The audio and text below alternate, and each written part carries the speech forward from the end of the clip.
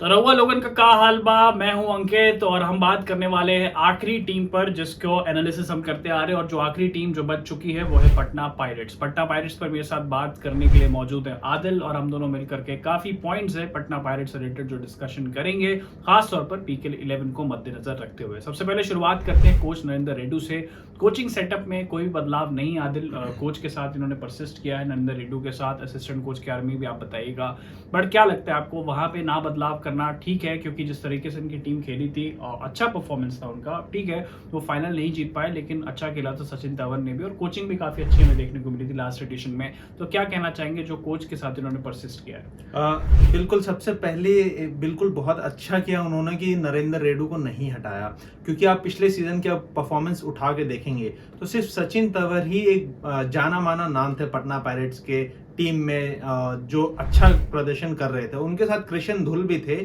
लेकिन यही दो मेन खिलाड़ी थे, इसके अलावा कोई बड़ा नाम नहीं था। और इसके बावजूद वो टीम सेमीफाइनल में गई और पुनेरी पल्टन को लोहे के चने चबा दिए थे। पुनेरी पल्टन एक पॉइंट पे ऐसा आ गया था कि मैच बराबरी का टक्कर चल रहा था, जहां पटना पायरेट्स जीत सकती थी। उस पॉइंट पे जाके फिर सचिन तंवर इंजर्ड हो जाते हैं और वो बाहर चलाए जाते हैं, इसलिए वो मैच हार भी जाते। तो शायद अगर ऐसा कुछ ना हुआ होता तो पटना पायरेट्स हमें फाइनल में जाते हुए भी नजर आ जाती। बिल्कुल बहुत अच्छा किया है, नरेंद्र रेड्डू ही कोच हैं। और जहां तक असिस्टेंट कोच की बात है तो असिस्टेंट कोच में बदलाव हुआ है। इस बार प्रशांत राय जो हैं वो टीम के असिस्टेंट कोच होंगे। और प्रशांत राय, मैं बता दूं कि पहले पटना पायरेट्स की तरफ से एज अ प्लेयर खेल भी चुके हैं, और इस बार अब असिस्टेंट कोच रहेंगे। तो डेफिनेटली बड़ा मजा आने वाला है कि प्रशांत राय अपना एक्सपीरियंस कैसे साझा करते हैं अपने प्लेयर्स के साथ। पर वो कैसे साझा करते हैं, if I am not wrong शायद कैप्टन भी किसी सीजन में रह चुके हैं पटना पायरेट्स के, तो कप्तानसी की जो चीजें वो भी समझाएंगे और बतौर असिस्टेंट कोच तो अपनी भूमिका निभाएंगे। इसका स्टेट अप आते थोड़ा सा प्लेइंग 7 पर, उसके बाद हम प्लेयर की फॉर्मेशन पर बात कर लेंगे। क्या लगता है आपको प्लेइंग 7 कौन बनाएगा? सचिन तंवर जा चुके हैं, कृष्ण धुल जा चुके हैं, तो इस बार की प्लेइंग 7 क्या देखते हैं आप पटना की? सबसे पहले अगर कॉर्नर्स की बात करें तो शुभम शिंदे, जिनको वेस्ट बंगाल से बंगाल वॉरियर से खरीदा है, तो वो राइट कॉर्नर पे खेलते हुए नजर आ जाएंगे। शुभम शिंदे। लेफ्ट कॉर्नर जो उनका फिक्स है अंकित जगलान, पिछले सीजन भी बहुत अच्छा खेले थे। 66 टैकल पॉइंट्स थे अंकित जगलान के पिछले सीजन, और 62 पॉइंट्स थे शुभम शिंदे के। तो ये दोनों कॉर्नर संभालते हुए नजर आएंगे। अंकित जगलान लेफ्ट कॉर्नर होंगे। कवर की अगर हम बात करें तो यूपी योद्धा से गुरदीप को खरीदा है। गुरदीप एक ऑलराउंडर है लेकिन लेफ्ट कवर खेलते हैं, तो वो हमें नजर आ जाएंगे। और दीपक जो पटना पायरेट्स के साथ थे वो राइट कवर पे नजर आ जाएंगे। तो ये चार हमारे पटना पायरेट्स का डिफेंस वॉल तैयार करेगा। और रेडिंग की बात करें तो जैंग कुनली जो 3 साल बाद पीकेएल में वापसी कर रहे हैं, पिछला जो इनकी लास्ट टीम थी पीकेएल में वो भी पटना पायरेट्स थी और इस बार भी वो पटना पायरेट्स में है। तो जैंग कुनली और मीतू शर्मा टीम के मेन रेडर होंगे, मेन 2 रेडर होंगे। और जो थर्ड रेडर है उसमें कंपटीशन नजर आ सकता है, सुधाकर एम होंगे और संदीप कुमार, ये दोनों हो सकते हैं। सुधाकर एम की मैं बात करूं तो उन्होंने पिछले सीजन बहुत अच्छा इंप्रेस किया था अपने परफॉर्मेंस से। 103 उनके रेट पॉइंट्स 103 थे और टोटल पॉइंट्स 105 थे। तो सुधाकर एम ने बहुत अच्छी रेटिंग करी थी पिछले सीजन और सचिन तंवर का बहुत अच्छे से साथ निभाया था। और उनके साथ संदीप की हम बात कर रहे थे, संदीप भी बहुत कमाल का पिछला सीजन उनका गया।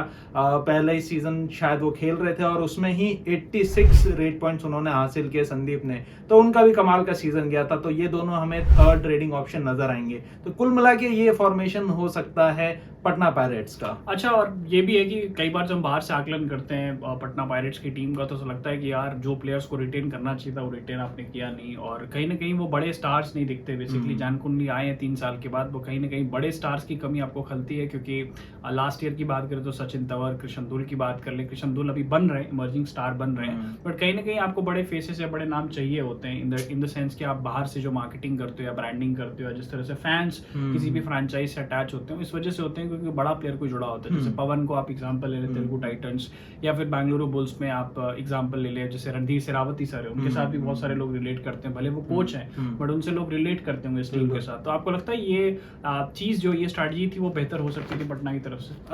बिल्कुल, इसमें बेहतर तो किया जा सकता था, लेकिन फैन बेस जो है पटना पायरेट्स का वो आज भी बरकरार है जैसा फैन बेस पहले हुआ करता था। जब प्रदीप नरवाल टीम में खेला करते थे उस टाइम जो फैन बेस बना है, फिर उसके बाद प्रदीप जब यूपी चले गए तो थोड़ा सा फैन शिफ्ट हुआ, लेकिन आज भी हम देखने को मिलता है कि पटना के फैंस हमेशा पटना को सपोर्ट करने के लिए तैयार रहते हैं और हमेशा सपोर्ट करते हुए नजर भी आ जाते हैं। तो उनके फैन बेस में कोई कमी नहीं आई है, इतना तो मैं जरूर कहना चाहूंगा, ये उनके लिए प्लस पॉइंट है।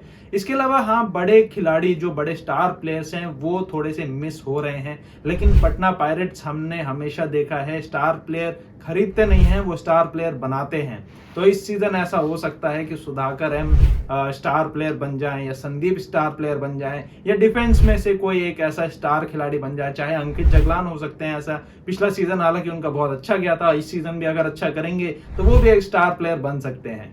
बिल्कुल। थोड़ी सी बात करते हैं जैन कुंडली की, जो 3 साल के बाद वापसी कर रहे हैं। उन पे तो दबाव होगा ही होगा, आपको पता है कि पीकेएल का प्रेशर कैसा होता है, बाहर से फ्रेंचाइज भी प्रेशर डाल रही होती है, फैंस जो है वो प्रेशर डाल रहे होते हैं। तो क्या कहते हो, उनका गेम आप कैसे देख रहे हो? बिकॉज आउट ऑफ टच भी होंगे, पीकेएल नहीं खेल रहे और इतनी भी कबड्डी होती है इंटरनेशनल टूर्नामेंट्स की अगर हम बात करें, तो कैसे उनकी प्रिपरेशन होगी, क्या लगता है आपको?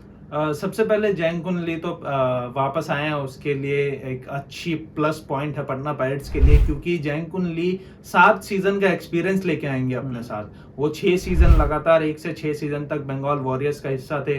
7वां सीजन वो पटना पायरेट्स के साथ खेले, उसके बाद 8, 9, 10 सीजन वो नहीं खेले, वो साउथ कोरिया वापस चले गए। और बात ये भी सही है कि साउथ कोरिया में उतना ज्यादा कॉम्पिटेटिव कबड्डी होता नहीं है जिस लेवल का इंडिया में होता है। इंडिया में नेशनल गेम्स चलते हैं, उसमें कबड्डी खेली जाती है, फिर सीनियर नेशनल अलग होते हैं, उसमें कबड्डी खेली जाती है, तो खिलाड़ी एंगेज रहते हैं अपने। और हमने जहां तक रिपोर्ट्स की अगर हम माने तो जैन कुंडली कबड्डी से जुड़े हुए भी नहीं थे, वो बीच में फुटबॉल भी खेल रहे थे, साउथ कोरिया की तरफ से फुटबॉल खेल रहे थे। तो कबड्डी से कितना जुड़े हैं ये कहना मुश्किल है, लेकिन अगर वो वापस आते हैं तो उनके पास एक्सपीरियंस जरूर है पीकेएल में खेलने का। और जहां तक मुझे लगता है कि पहले 2-3 मैच में जो उनका स्ट्रेंथ है, उनकी स्ट्रेंथ है बोनस स्किल, बोनस बहुत अच्छे से लेना जानते हैं और उसी पे वो खेलते नजर आ जाएंगे। बिल्कुल। देखते हैं कि जैन कुंडली की वापसी किस तरह से होती है। 2 सवाल और पूछना चाहूंगा मैं आपसे, थोड़ा सा डिफेंस की बात कर लेते हैं, थोड़ा डिटेल में उसको एनालाइज करते हैं। अंकित जागलान की आपने बात करी एक तरफ, और उसके बाद क्या दिखता है अंकित जागलान को भी, और कैसे वो हैंडल करेंगे प्रेशर को, और बाकी जो डिफेंस में उनके प्लेयर्स हैं उनको कैसे लेकर के चलेंगे? मेरे हिसाब से अंकित जागलान जरूर एक लेफ्ट कॉर्नर डिफेंडर हैं, बहुत टीम का अहम हिस्सा भी हैं, लेकिन इस बार का जो डिफेंस चलाने वाला है वो शुभम शिंदे हो सकते हैं। बंगाल वॉरियर्स से जो आए हैं, शुभम शिंदे एक्सपीरियंस भी हैं, काफी अच्छा पिछला सीजन गया भी था, और हमने देखा भी था बंगाल वॉरियर में भी वो काफी ज्यादा गाइड करते थे अपने खिलाड़ियों को, डिफेंस में खिलाड़ियों को गाइड करते नजर आ जाते थे। तो वो इस बार ऐसी भूमिका पटना पायरेट्स में निभाते हुए नजर आ जाएंगे, और बिल्कुल ऐसा जरूर होगा। डिफेंस में उनकी कमजोर कड़ी कवर्स में नजर आ सकती है। लेफ्ट कवर तो फिर भी काफी ठीक है, बाबू भी हैं लेफ्ट कवर में, गुरदीप हैं, उनके बाद मनीष भी हैं, ये तीनों लेफ्ट कवर हैं। लेकिन राइट कवर का जो पोजीशन है वो पूरा वीक है। दीपक हैं, पिछला सीजन खेले थे लेकिन उतना अच्छा परफॉर्मेंस नहीं रहा था। तो कुल मिला के राइट कवर का पोजीशन थोड़ा वीक नजर आ रहा है डिफेंस में। बाकी कॉर्नर दोनों सेट हैं, दोनों कॉर्नर बहुत अच्छे हैं। शुभम शिंदे कमाल के खिलाड़ी हैं, अंकित जगलान भी कमाल के खिलाड़ी हैं। लेफ्ट कवर भी बहुत ज्यादा अच्छा नहीं है, डिसेंट लेफ्ट कवर है, और राइट कवर थोड़ा सा वीक नजर आ रहा है। वीक नजर आ रहा है राइट कवर, जैसे बता रहे थे। लास्ट बात कर रहे थे रेडर की, सुधाकर एम तो है ही इनके पास, और कुछ यंग रेडर्स की थोड़ा सा बात करते हैं, क्योंकि सुधाकर एम भी आपने बताया कि बेसिकली थर्ड रेडर के तौर पे कंसिडर उनको किया जाएगा। तो थोड़ा संदीप की बात करते हैं, और इनके अलावा आपको कोई प्लेयर दिख रहे हैं यंग प्लेयर जिसको किसी मैच में चांस मिल सकता है एज ए रेड? इसके अलावा भी कई जो एनवाईपीज खरीदे हैं, एनवाईपीज जो इन्होंने साइन किए हैं पटना पायरेट्स ने, उसमें से भी कोई खिलाड़ी रेडर्स हैं जिनको मौका मिल सकता है। कई रेडर हैं, राइट रेडर भी हैं, लेफ्ट रेडर भी हैं, और राइट लेफ्ट रेडर की कॉम्बिनेशन बहुत अच्छी होती है। वही कॉम्बिनेशन के थ्रू ही गए हैं, जैसे जैन कुंडली लेफ्ट रेडर हैं, जैन कुंडली लेफ्ट रेडर हैं, और मीतू शर्मा जो है वो राइट रेडर हैं। तो ये दोनों मिलकर अच्छा अटैक फॉर्मेशन कर सकते हैं। वही सुधाकर है, संदीप है, तो ये भी मिलजुला के बहुत अच्छा रेडिंग अटैक बना सकते हैं। हालांकि जब ऑक्शन हुआ था, ऑक्शन के बाद पटना के फैंस काफी नाराज थे कि उनको रेडर्स की जरूरत थी और टीम लगातार डिफेंडर्स को खरीदे जा रही थी। तो ये चीज थोड़ी सी कमी नजर आई थी ऑक्शन में, और फैंस इस पे काफी नाराज भी हुए थे। लेकिन कुल मिला के रेडिंग अगर हम बात करें, सुधाकर एम अगर उनको ज्यादा मौके मिलते हैं, 20 रेड एक मैच में करने को मिल जाते हैं, तो सुधाकर एम भी नेक्स्ट स्टार हो सकते हैं। बिल्कुल हो सकते हैं। लास्ट क्वेश्चन, पटना का फेट क्या देखते हैं आप? लास्ट टाइम टॉप 4 में पहुंची थी, इस बार क्या देखते हैं? प्लेयर्स की परफॉर्मेंस, जैसे कवर, मैंने कहा कि कवर थोड़ा सा वीक नजर आ रहा है। अगर वहां पे कुछ काम हुआ तो जरूर प्लेऑफ में क्वालिफाई करेगी, अन्यथा ये टीम प्लेऑफ से भी बाहर नजर आ रही है। क्योंकि ना तो रेडर बहुत ज्यादा कमाल के हैं, जैंकुन ली बहुत समय से कबड्डी, बहुत टाइम के बाद कबड्डी में वापसी कर रहे हैं, और उसके बाद मीतू शर्मा है, तो वो भी बहुत ज्यादा अच्छे फॉर्म में नहीं है। सुधाकर हम अच्छे फॉर्म में हैं, लेकिन उन्होंने उतनी ज्यादा रेड्स अभी तक की नहीं है। संदीप की भी वही बात है, उन्होंने भी उतनी ज्यादा लगातार मैराथन रेड्स नहीं की हैं।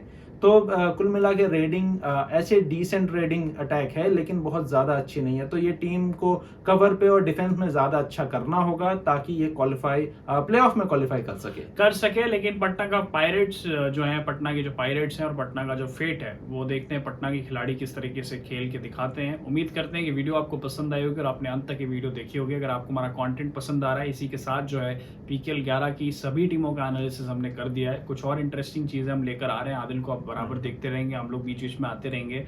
चैनल को सब्सक्राइब करिए, अपना प्यार दीजिए। आपसे फिर मुलाकात होगी। Thank you for watching.